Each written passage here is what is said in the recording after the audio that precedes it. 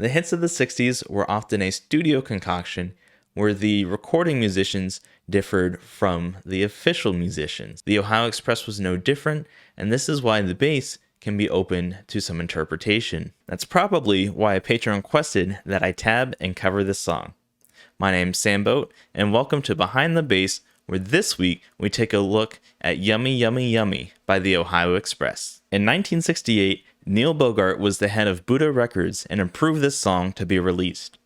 Kiss fans may recognize this name because he later left and formed Casablanca Records, signing Kiss as their first act. This approved song was only the demo version, yet still reached the top 40 in 11 countries.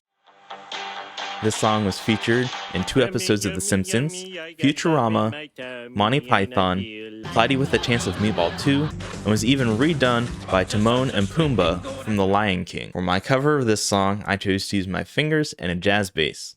On screen are the settings for my compressor and SansAmp that I used. As always, I have the gear that I used linked in the description. When this song was released, it was common for session players like Karol Kaye to use a pick, flat wound strings, and a P bass. Some things you can try to get a good tone without using flats is to use your fingers. You could use a pick and roll off your tone knob.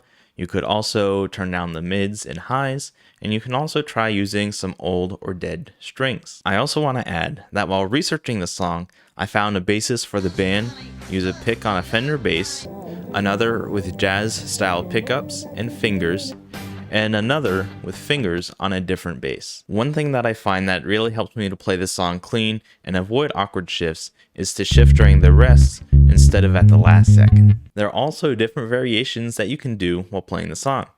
In bar 16, or the third measure of the first verse, it sounds like beats 2 through 4 could be syncopated. Another variation to what I've tabbed is to play the last beat in the verse riff sliding up from 3 like in this clip, and it sounds like this. Other interpretations could be to stay the same or walk up. At times, these variations sound like they could be what's played, but it's never distinct enough for me to replace what I've tabbed. Something else you can do is to move over a string and use frets 1 and 3 like this. One last variation that I want to mention is that many people like to play the opening of the song down an octave like in this clip, as well as other parts. This can give a fuller sound to the song and help make it your own. At the end of the day, you don't have to play it exactly like the record unless that's what you're going for. So feel free to have fun, get creative with it, and play what sounds best. I've provided links and timestamps to the following clips in the description of this video and the cover as always. At 122 is the verse, same basis as clip 1.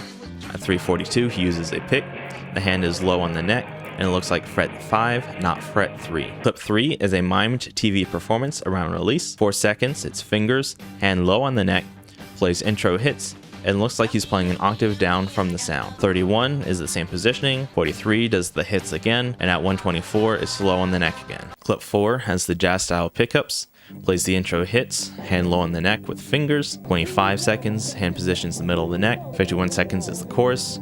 1 minute, you can see the verse with the slides. And at 137, after the key change, the hand is in a similar position. Remember to support the channel by ordering Samboat merch and signing up for Patreon.